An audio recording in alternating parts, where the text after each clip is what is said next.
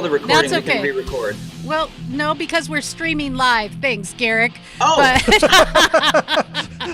Hello, live audience. you could just kill the live. That's bad. Hey, it's sports time out today, and here we are. You can only kill the live, because if it's not live, then you can't kill it. We're going to be taking on a lot of sports of the week and looking for a deeper story, as we always do. Yes, ladies and gentlemen, it is time for Sports! Sports! Welcome to MyMichelleLive Sports Time Out. Let me introduce you to our round table of fellas, and well, I'm not quite a fella, but that's okay. I'm just one of the guys. We've got Garrick Peng. He is a pastor, a chaplain, a coach, a prolific soccer player, and he is joining us from Italy today. Welcome. Live from Naples. There you go. We Napoli. have author, sports reporter, and sports photographer Brent Baker, where if you go to brentrbaker.com, you can get a copy, pre-copy still of his book. Nope, this is the real deal. Oh, it's the real It's deal. launched. Where's my copy? It is launched. I'm reading it again upstairs. It's called Breaking Yesterday. It's sci-fi coolness at its best. It is an extraordinary book. You should pick it up. Our sports authority, and you'll often hear him as our man on the street on our MyMichelleLive podcasts. He is an all-around cool guy, and our official Wookiee, Joshua McMillan. Hey, guys. Hey. What up? We're live now. You guys are just being shy. What's going on? What is live may never die. Well, okay, so here's an interesting news story, and to me it ties into sports, but then again, almost everything does. Planet Earth is the quietest that it has been in decades. Quiet and calm. It says it's because lockdowns have reduced seismic noise. And I think if you look at, I don't know, some of the seismic activity that has come from sports, you know that like Seahawks fans, as I broadcast from Seattle here, are renowned for our deafening volume. In fact, the outdoor stadium, which was formerly known as Clink, it's kind of like Prince there, the stadium formerly known as Clink, has twice held the Guinness Book of World Records for the loudest crowd roar. In 2013, it was 136.6 decibels. In 2014, a little louder at 137.6 decibels. And to put it in perspective, a crazy loud off-the-charts rock concert usually gets around 120 decibels. So it's crazy. And we've had seismoticians, is that the word you use, from the University of Washington? Seismologists. Oh, there you go. We all corrected you. Thank you. Seismologists from the University of Washington had gone to the stadium registering the seismic boom. So it's sports being changed up has really affected not only our lives, not only sports in general, but maybe even the planet. I don't know if that science works for me. It only works if we're considered a virus. I mean, there are less cars driving. There is less sports happening.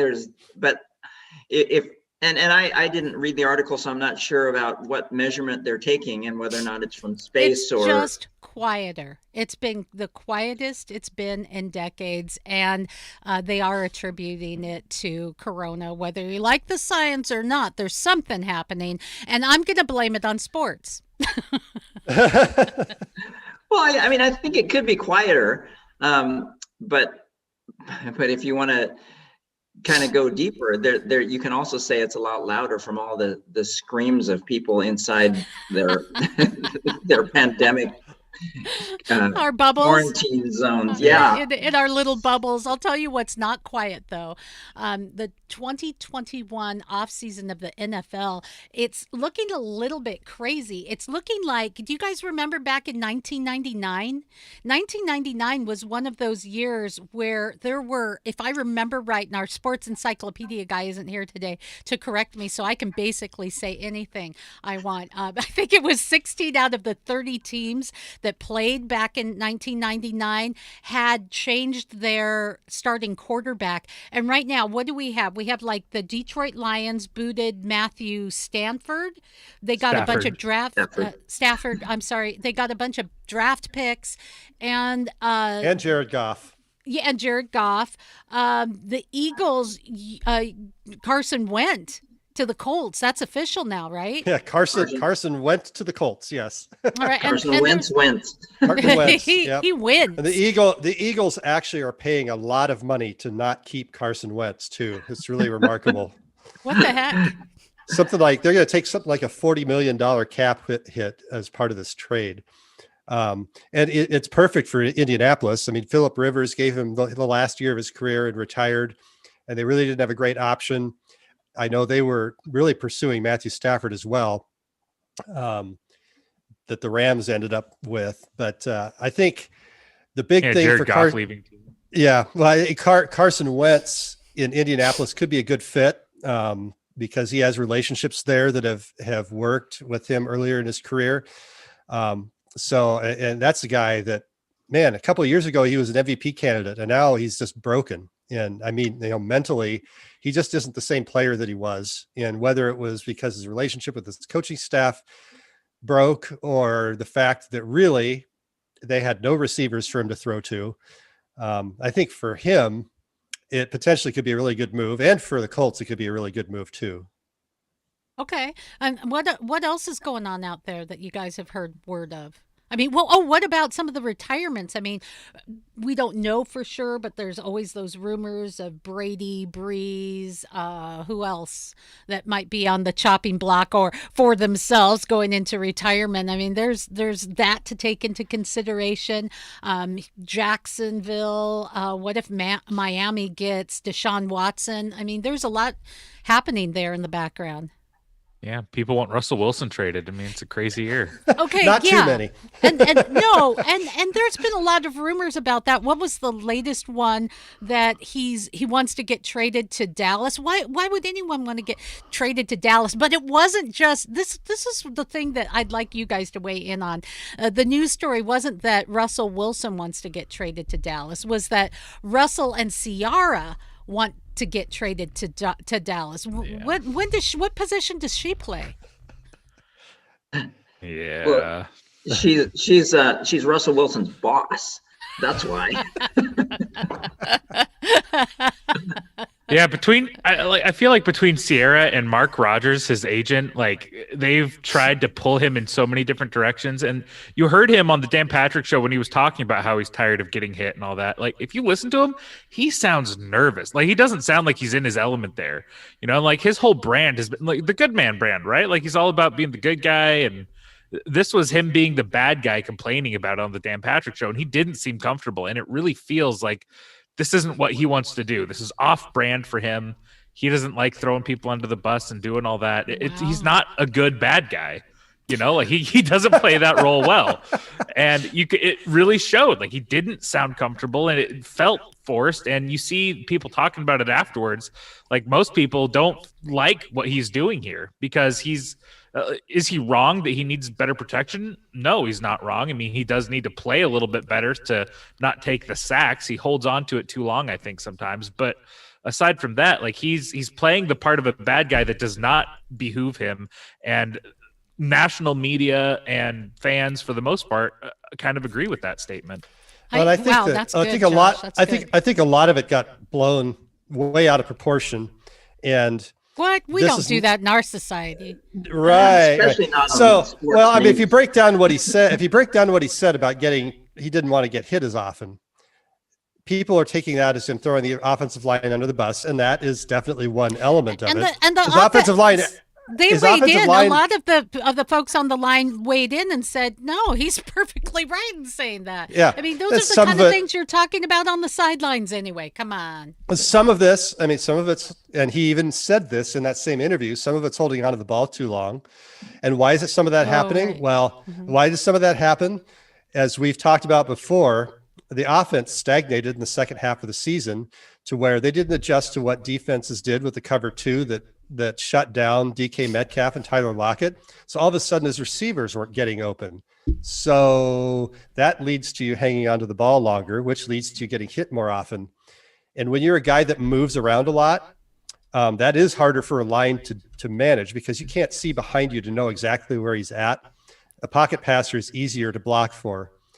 So that's part of what's going on here. But Well, if the he had- lack of a mid game. Exactly. And that was where they failed to adjust. They didn't use guys like Freddie Swain or even Lockett to throw little 7-yard slants or whatever instead of going for the big play all the time. I think if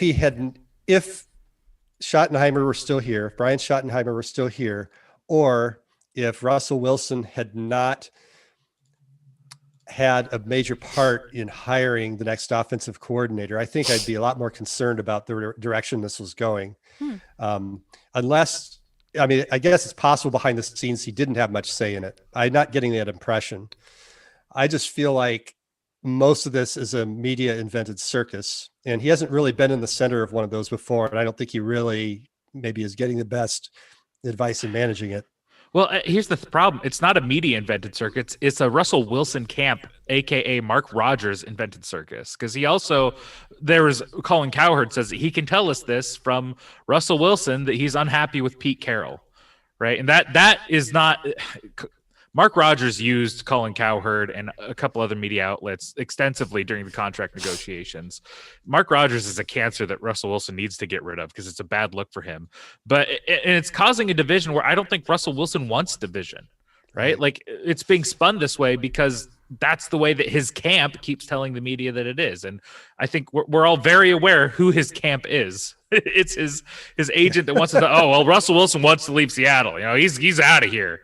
You know, we heard that how many times during his last contract negotiation. It's not like it's just poorly managed. And you got to blame Russ for keeping a guy like that around, and listening to the bad advice. But, you know, what I want to do, I want to ask Russell Wilson, can I just be your no guy? Can you just hire me to be the guy that stands there and says, nah, whenever people come to him with bad ideas, like, and not just Mark Rogers and how he wants to handle things. I want to be the no guy for people that want to make Eats the Ball or, you know, all the other ridiculous things that he's been funding as his entrepreneurial spirit. I just want to sit there and be like, no, I got you. Let me just tell everyone no. You know, don't you think that? Sorry about that. Don't you think that like personal loyalty? I mean, I don't advocate being disloyal, but personal loyalty to the wrong people has brought down more guys once they've made it big. It seems like you've got your buddies, you've got your agent, whoever, and when they start making bad decisions for you, it's like, well, this is my guy, so I kind of, you know, I got to support my guy. I got to support my camp. They've been there for me. I need to be there for them. It's like, okay, all of a sudden you're making more than the gross national product of a third of the countries in the world. You need competence, not just a buddy to run your operation. Okay, and so what does also playing off of what you just said, how does the superstar status, I mean, and then if you look at the Wilsons Daily, they have these pictures of, have you guys seen them on Facebook? Pictures of themselves, you know, sometimes half dressed, and one yesterday, CR with her rose and showing off her hiney, and it's like, okay, you know, that's fine, that's part of their superstar status, but I guess what I'm asking is, where Russell Wilson is concerned, part of his charm and part of his I don't know, overall, who is Russell Wilson he's been a relatable guy, and he's turned into a superstar. Does that go to his head? I can't imagine that he's not the kind of guy, in my opinion, where that kind of thing goes to your head, but you got to wonder. Well, he is human, last time I checked. And so, I mean, we saw that during the NFL season where the calm, cool Russell got rattled. And right? I mean, we're all human. And Yeah, and I'm not saying that as a superstar you don't put out, that, but what are you putting out? What are you identifying as? What are you connecting with to say this is who I am?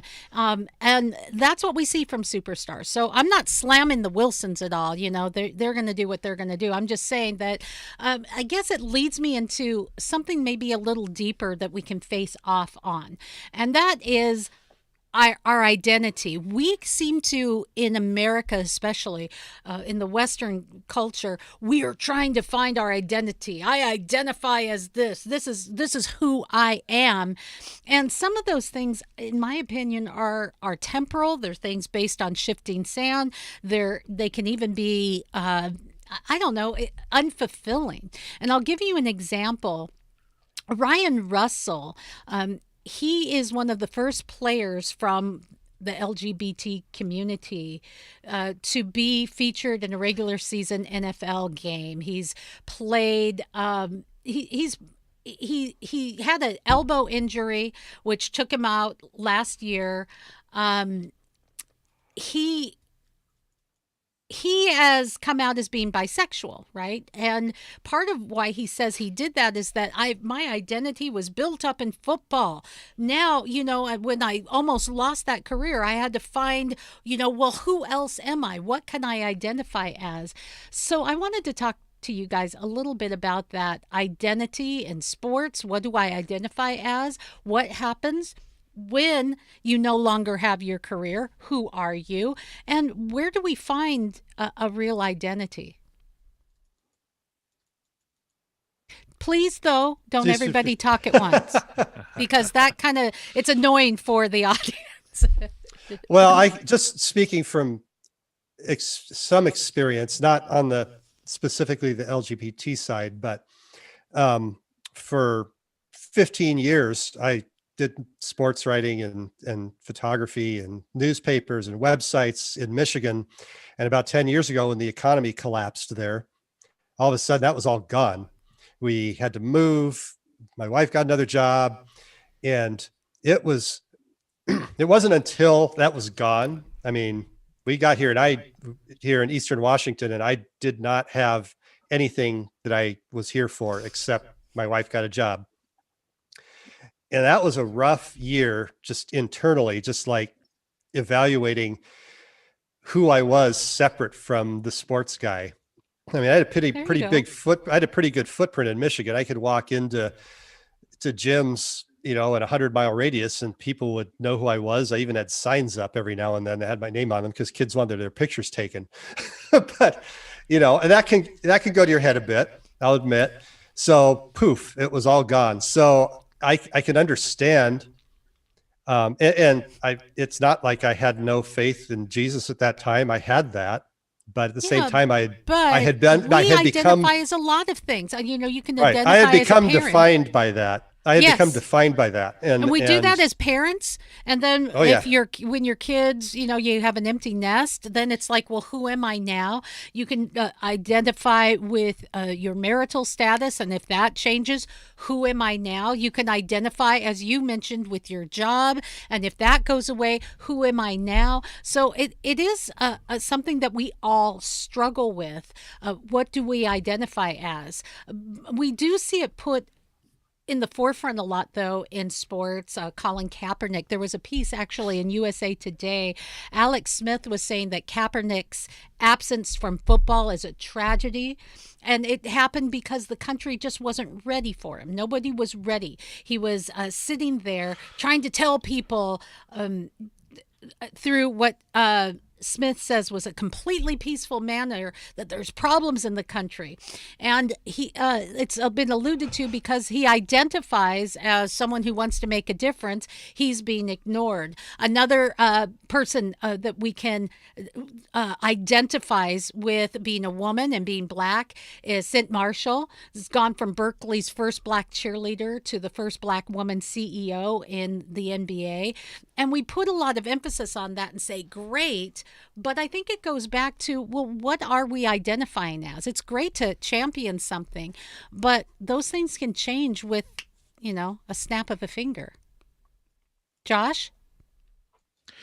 Yeah, no, I mean, I agree with all you're saying. It's a interesting world we live in these days where we've conflated everything with politics so much in every realm.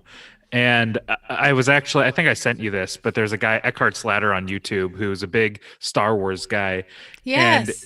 He didn't talk about what his politics on the matter was, but he was talking about like the Gina Carano thing and how politics have invaded it. And he was saying, I used to engage in these discussions politically, but I'm just tired of it. I remember a time when we could all talk about issues, when we could all sit down and discuss it without villainizing each other. Do you remember when Star Wars wasn't political? When it was just one of probably the coolest movie that had ever come out back in 1974, whatever, I don't know. But it was just once 77. I don't know. When it was just the coolest show, the movie that had ever come out, and you traded little Star Wars figures and waited a decade for the next movie to come out. That's back in the day. For those of you who don't know, Star Wars didn't used to be political. Sports didn't used to be political. Why does it have to be? And why does our identity have to be in your face and part of something that traditionally it hasn't been? It could just be a place that you could go where everyone could just get along and play the game. Garrick? Well, Michelle, I think, as you always point out, that everything comes back to the God story. I mean, it truly does. And if we don't have Christ as the center of our lives, which is truly where our real identity comes from, then we will be searching for identity. We will be searching for meaning. We will be searching for significance, whether it be in our work or in our relationships, in our sexuality. I mean, you name it. We will be looking to find identity somewhere. Yeah. And when those things shift and change, and you don't have that eternal identity, like with Brother Brent there, switching your whole life up, without that safety net, without that, people would say religion is a crutch, Jesus is a crutch. Well, if you're broken and you can't walk, hello, I'll take the crutch, thank you very much.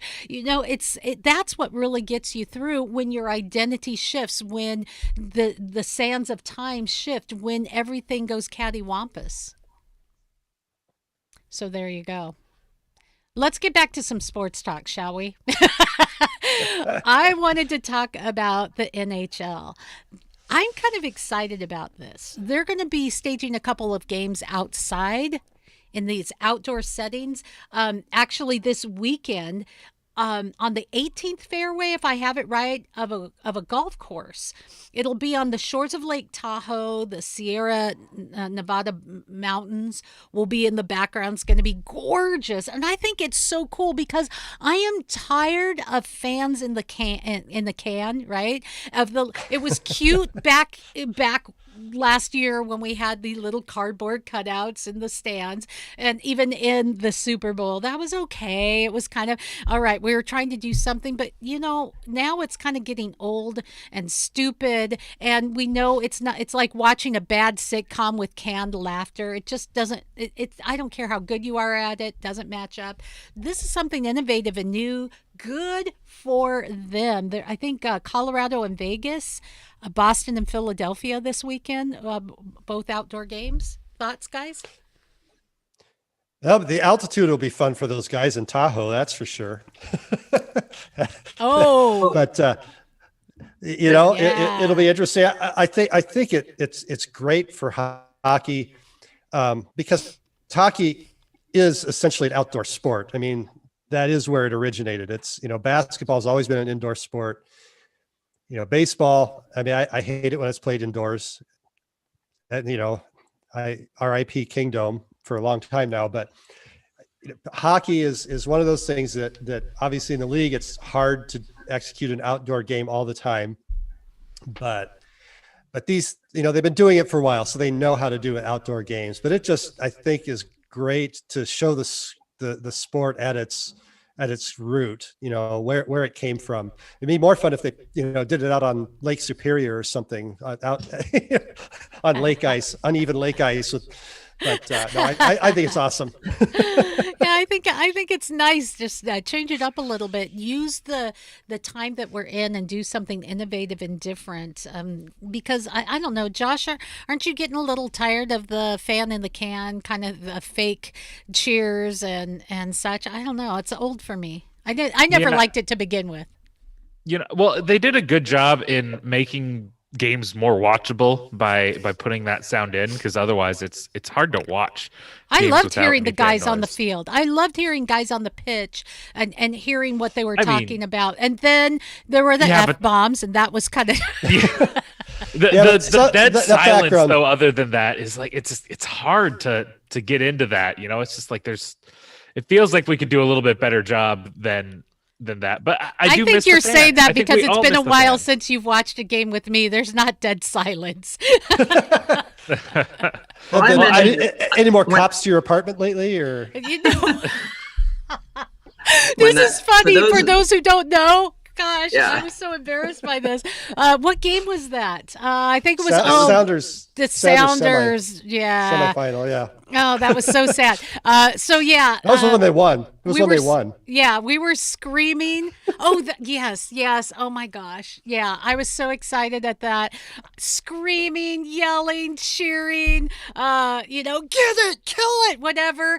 And so the neighbors thought someone was getting hurt and they literally called the cops. Literally the cops came. So, yeah, that's someone want to take Sorry, over? Josh. I Well, blew up your and- point there.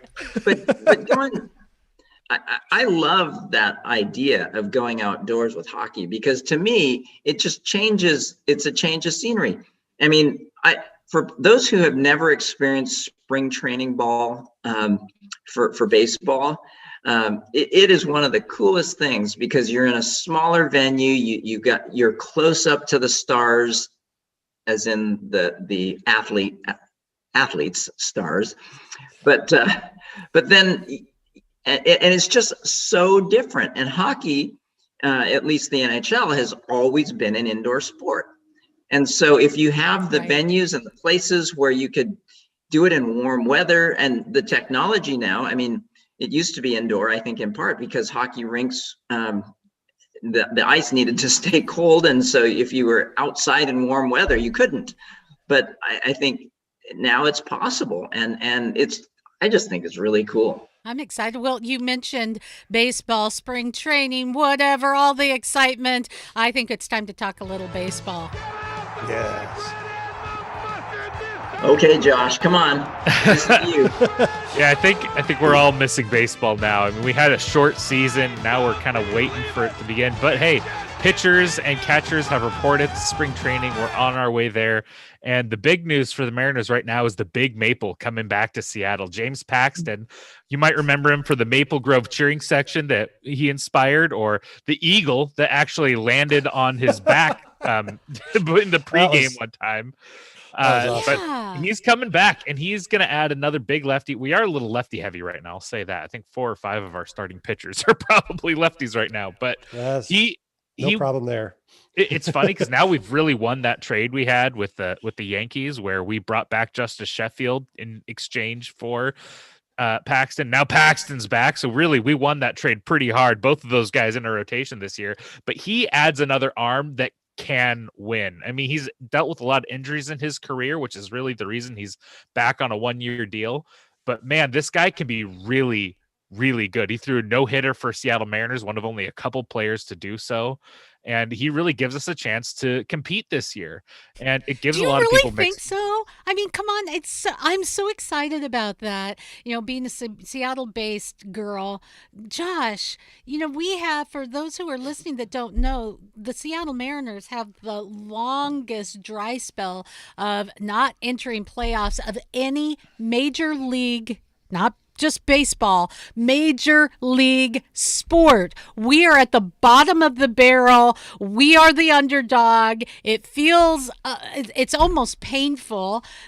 In fact, oh gosh, okay, you guys have to hear this as you're listening from wherever. If you don't live in Seattle, you don't know this. I lived right by the stadium, so I went to games all the time. But when the Blue Jays would show up, people would come down from Canada, and it was like we were at an away game. There was like so many Canadians there. It's just kind of Same thing with the Red discouraging. Sox when we play Boston. Yeah. Well, It's yeah. just Now with the pandemic, discouraging. they can't come down. So that's Thank that's God for that. That's the real conspiracy theory for me behind the pandemic. Is just to keep the Blue Jay So fans from maybe coming down the to Mariner Mariners games. will have a shot, Josh. Well, they're in a really good position right now. Why? Because one, they're on the uptick. Their rebuild is starting to come to fruition. They're seeing a lot of their young players that they really have been cultivating and trading for start to get to the place where they're ready to play in the major leagues. And look around the league. Who's the powerhouse team in the American League? Who's the big dog that no one can ever touch? I mean, there's some good teams out there, don't get me wrong, but there's no powerhouse that just dominates over here right now. And look in our division, how things are going. The Astros lost a couple of key players this year and I don't know if they're going to be able to compete the same way that they had before. The A's were the other good team, and they've lost a bunch of their players. The Rangers are in the middle of their own rebuild. They're not really good. So, we have a real chance to actually even win the division and get to the playoffs. I don't think that we're going to compete for a World Series in 2021, but I think we have a good shot with the team we have of making the playoffs. Now, remains to be seen what they do. I mean, we may come to the terms that like, hey, you know what? We want one more year of good draft picks, one more year of getting these guys experience and maybe just kind of tickling the playoffs. They might trade James Paxton if he pitches really well at the deadline, since he's on that 1-year deal. And he rebuilds his value, and then he ends up going somewhere else. We bring back even more prospects and more. I mean, we're already, by some accounts, the third best farm system in the league. Everyone else in the AL West, for the record, is, I believe, 25th or below in those rankings from Baseball America. So we are in a great position to compete. And this year, I think there's a good chance that we sneak into the playoffs. But by 2022, watch out for this team, man. As we get these guys coming up, Logan Gilbert, George Kirby, Jared Kelnick, Julio Rodriguez, some of these guys that have real star potential. I mean, this is more future potential than the Mariners have ever seen, except for like maybe with Ken Griffey Jr., right? But I mean, how many other guys were they really So looking yeah, at Junior was on his own. He didn't have a whole group coming up with him. Yeah, We had we have guys like Julio Rodriguez. Well, I mean, that was not someone coming up. That was a overseas signing, right? That was someone, Like right. when has our farm system looked this good? I mean, Julio Rodriguez, you're people right. are seeing him as being a potential King Griffey Jr. type player. Like they're seeing some real potential in these guys, and multiple guys. We have 3 or 4 outfielders alone that are projecting in the top 100, that are top guys, and we already have brought some of them up. So you got to be excited for where this team is heading. Stay fast. I mean, if we trade people away at the deadline, don't think that it's because we're taking another step back. It's because people like James Paxton are on a 1-year deal, or maybe Nick Margavicius, who is not necessarily a top of the rotation guy. We're like, hey, you know what? We have better players coming up. We're making room for them and getting prospects. This is going to be the last year where you're going to be seeing some of that happen. You heard it Josh, here. Josh thinks Josh, that fret about it. 2022. You nailed Margavicius. I am really impressed. That was awesome. Sad thing though, No, guys. Practice. If we all die of the coronavirus before 2022, the Mariners will never have gotten their shot. Oh man, no, I'm so pumped because it's clear that they have focused on a competing long term as a top team. They're not there yet. They've got a lot of development to do. They're not all of these prospects are going to pan out.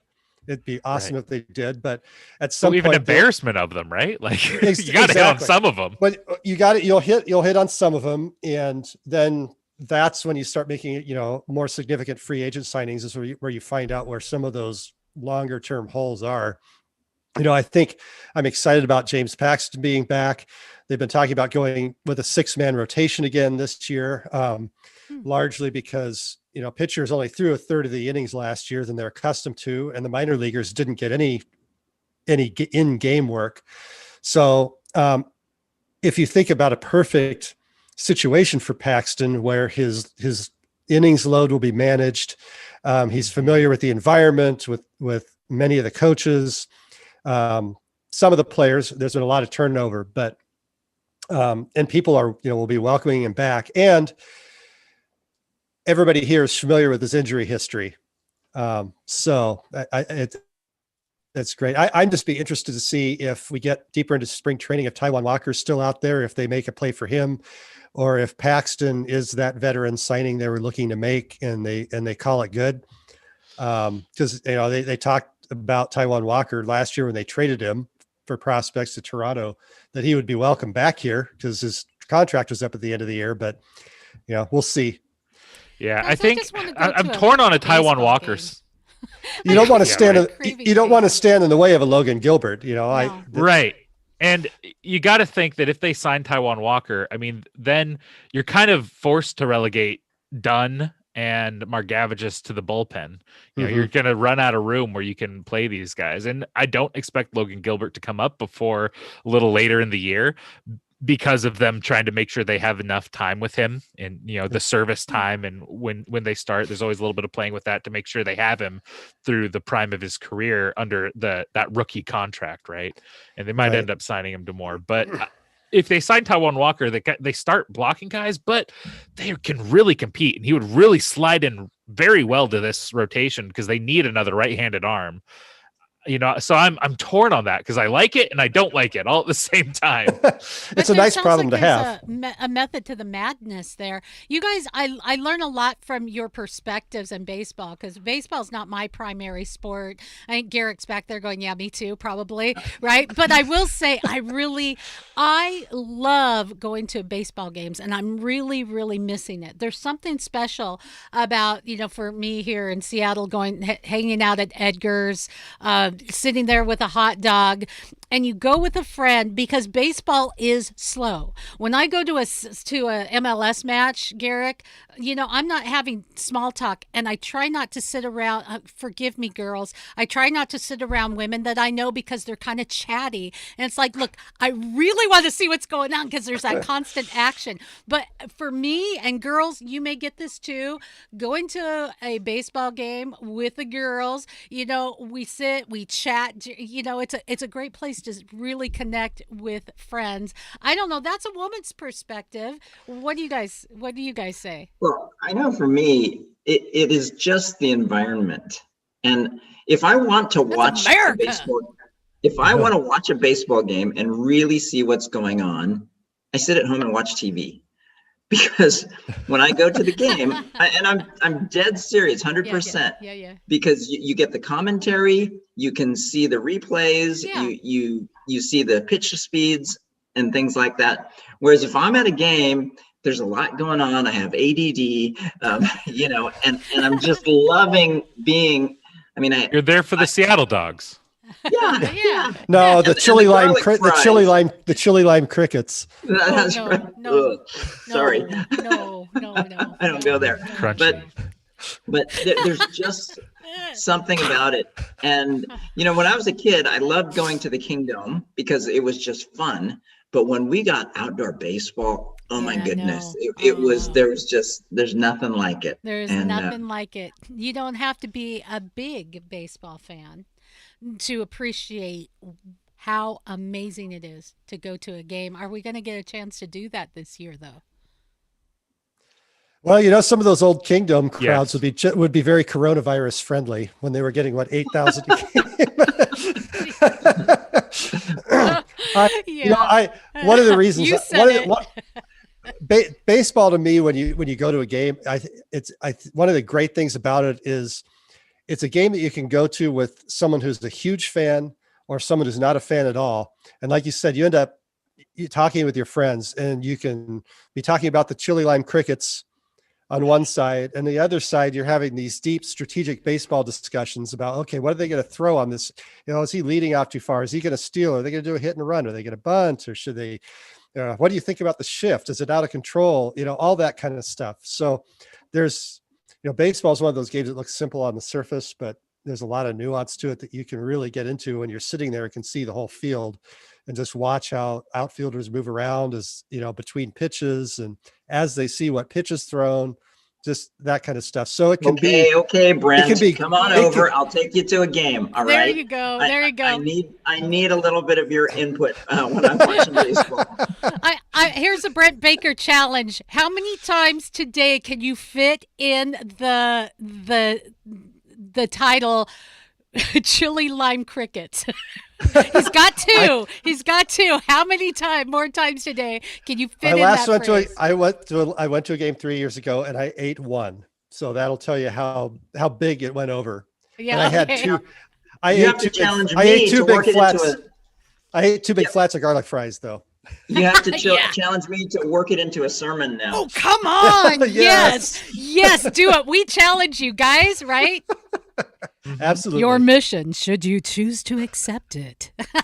I like it. Hey, let's talk soccer for a moment. I can get behind this. I was watching the She Believes Cup. The U.S. women's national team yesterday took on Canada.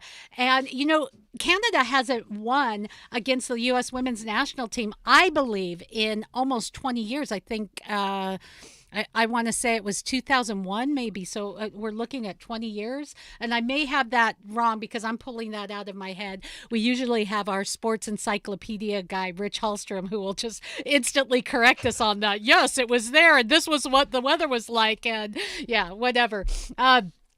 But, oh my gosh, yesterday Canada was putting up a fight.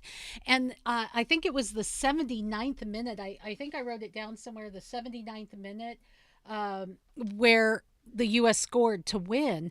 But that whole time Canada put them off. The U.S. just couldn't connect with the net. It wasn't that they were playing bad. I think it was that Canada was playing good. So that was pretty exciting.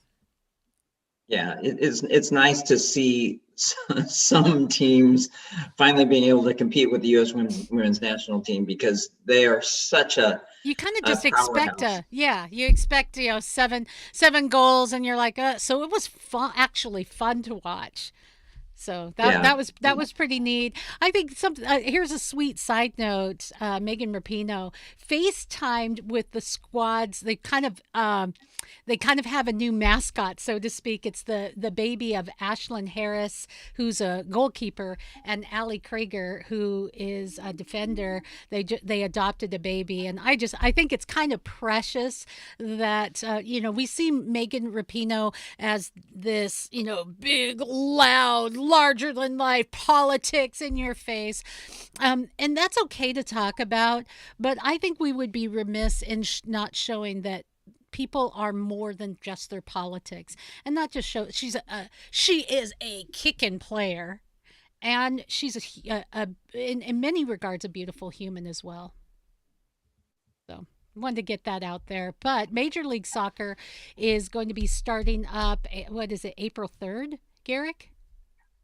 Yeah, I think I haven't looked at the schedule exactly, but yeah, it's back. Last year we had the pandemic start of the season, so we had the MLS's back tournament, and so MLS is back in full swing, and so whether or not the whole fan but a situation, little late, better late than never. I don't know, but I'm this time of the year would have already been at least one game, maybe two. Well, no, it's February, so we'd still be in preseason. We would be in preseason. Yeah. You're right, because we're looking at March. I'm like a month ahead, but we'd already and as a reporter, I'd already be there seeing Right. the Right. guys That's a playing. difference. So I Yeah. guess that's what's in my mind. You know, I really miss that, being able to look at things, see how they're gelling together, what's going to happen. But at least we're getting things up and moving. Any other thoughts on things going on in the world of sports? We've got the 20-year anniversary of Dale Eckhart's death right there on the track. Side story to that, media was on it like paparazzi on Princess Di. It was kind of gross in a way. It was kind of macabre. But you know, the media hasn't changed. In 20 years, they've been almost gotten more license. Maybe some other news out there. What do you guys got? What you got? I will say, you know, on the Dale Earnhardt thing, that it was really interesting because I was not in a position to be covering something like that. But in the town that we lived, we had a father and son who was like their first NASCAR race that they went to was that, and they had gotten, you could get, it probably is even more advanced now, but at the time you could get like the audio feed from various drivers if you wanted to listen during the race while you're there. And they had Dale Earnhardt's audio feed. They were like huge fans of his. So, I mean, they were like, you know, the kid was like 15 or whatever. And I remember, so I actually ended up doing a story on it, but I just remember talking to them and just like their whole experience of going through that as a father and son together. And of course, Dale Jr. was there when his dad was killed, and just kind of just how that impacted these guys, because it was much more personal than just seeing it on TV, because they heard things going on, and then he was gone. And man, it was for something I didn't like care about that much. It was really impactful. Of course. You know, I mean, it was, oh man, that's really sad that this guy died. But then after talking to these guys, it was like, oh my goodness, this is really personal. I think that's part of it. If we want to get to a deeper story too, that's part of what's going on in our world today. We don't have that personal connection anymore, and we've removed it so much more so with COVID. So some of the traumas, the tragedy, and even the disagreements that we have, it's not quite real. If I'm going to attack you on your politics or your faith or whatever it may be, guys, it's pretty easy to do it on Facebook and other social media outlets in ways that I would never behave if we were face to face, ever in a million years. So we see that with sports and other things. It's not real. Our world has become surreal. And I think it's time for us to find ways that we really can connect with people, connect 101, because we're really in need of that as we play the game of life. That's my opining for the day. Are you guys ready to take your final shot? I'm ready. Final shot.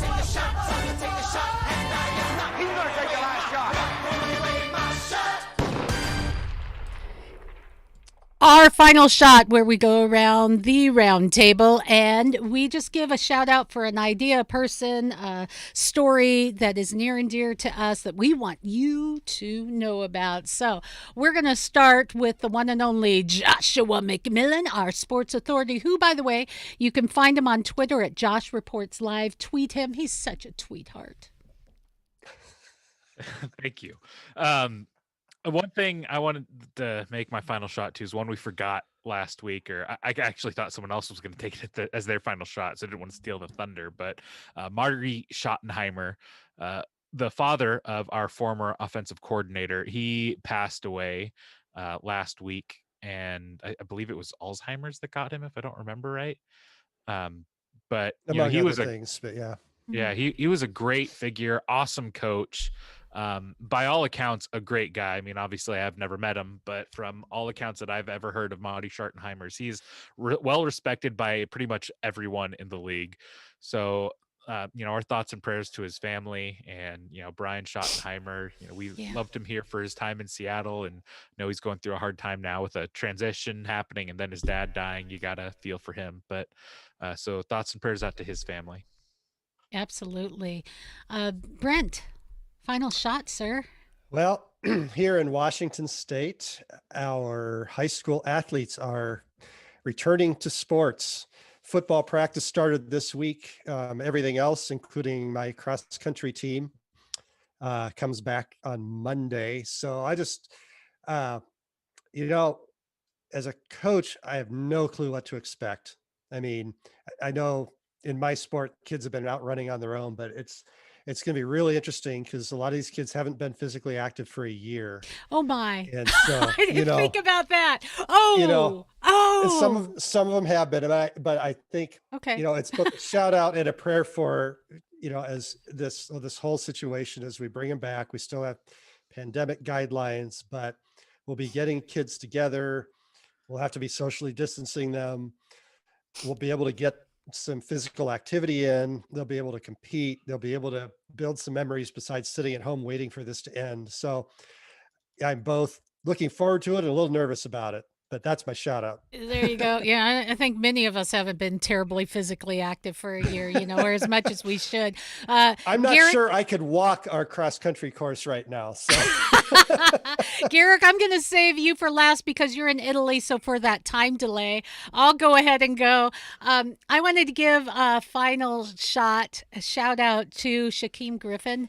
He's a Seahawk player. He was born with amniotic band syndrome, which made him have to get his left hand amputated when he was just 4 years old.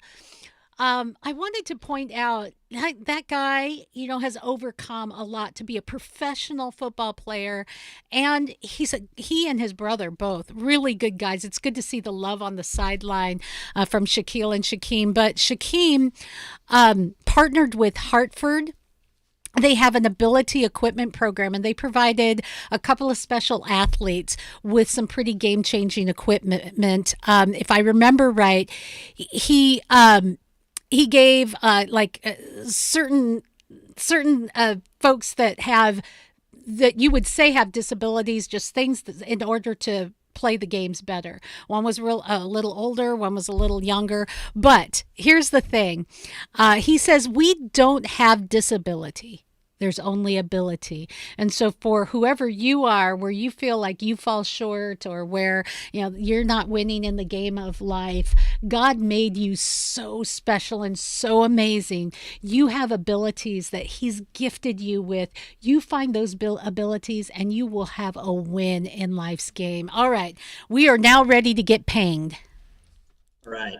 So we talked about MLS earlier, and one of the things that came out this week was the MLS Top 10. And each year, Greg Seltzer, brother of Alka, has this list of top 10. You didn't get my joke, did you?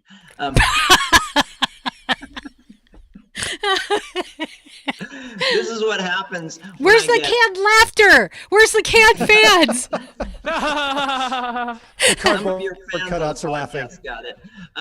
It's in translation. You're coming from Italy. Sorry about that. It's lost in translation. So that was definitely a dad joke.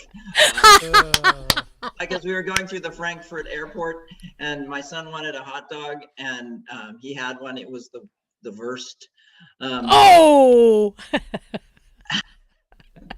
So this is what happens when I get 45 minutes of sleep in a 27-hour period. So, but we've been seeing MLS, some of the effects of that too. Yeah, the MLS Top 10 list came out, and on it was Seattle's very own number 7, Christian Roldan. Oh. And that young man, he's a sweet man, sweet guy. He is hardworking. He is humble. He is newly married. Newly married. One of the and I think this is kind of a knock on final shot, because Osvaldo Alonso is the person that he watched and played next to, and that guy is set the standard. Ozzy set the standard. I set the standard. I think Christian is in part the player that he is today because he had that opportunity, but he gets my final shot today. And if I may, I want to give another final shot. I'm doing a double shot today. Double shot. He needs it with the lack of sleep. Yeah, right. Quad. Let's go for the quad shot. Okay, I will. Because my wife, Anna, she is the most amazing person that I know. I mean, she truly is. And, you know, we have been planning this trip to Italy before Christmas, and COVID made it so that we left Seattle on Saturday, and so we knew this big storm was coming in. So we thought we were going to outsmart the storm. We stayed at a hotel on Friday night, and sure enough, we did. We didn't have any trouble getting to the airport, but then bump, delay. And we left Seattle when our flight from San Francisco was supposed to be flying over to Europe. Well, it took us 3 hours in the airport to try and rebook for Tuesday. Well, the airline messed up our ticket. Finally, and one day I was on the phone 14 hours, literally 14 hours on the phone trying to get rebooked. And we finally got out here. We left on Thursday in San Francisco, and we just made it to Naples, Italy. And my wife she's just so awesome. She's been patient and gracious, and she's just incredible. And her family here, this meal, I'm actually going to go back downstairs and finish the meal because I was eating when it was time my for the stomach's podcast. growling. I love Italian food. What are you eating? We're going to have to put together a workout recovery plan when you get back. I know, right? He made, her brother-in-law made his own homemade sausages. You know, not sausages, but the like the dried meats. Like a charcuterie board kind of a thing. Salamis and salamis. Thank you. All right. Types of things. And he's got mozzarella de bufala. I mean, it is fresh and smoked, and these fresh breads that are just to die for. And so my final that was a quadruple shot. And you're bringing some home for us, right? Because you value your friendship. Okay, that's good. And as we wrap up the program today, don't forget the Brent Baker Challenge, and that is how many times can you have chili lime crickets brought up in conversation today? That's the word of the day, the phrase of the day, chili lime crickets. Chili lime crickets. Go to BrentBaker.com and get this book. I'm telling you. Brent R. Baker. BrentRBaker.com. Where Breaking Yesterday is such an extraordinary book. It is great. If you like sci-fi, you'll love it. If you don't like sci-fi, you're still going to love the adventure. I mean, it's something for everyone in there. It's really well written. I love it. And hey, guys, thanks so much for joining us today for our sports timeout. We will catch you next week. Have a great weekend. Play ball. Woohoo! It's the My Michelle Live podcast. My Michelle Live.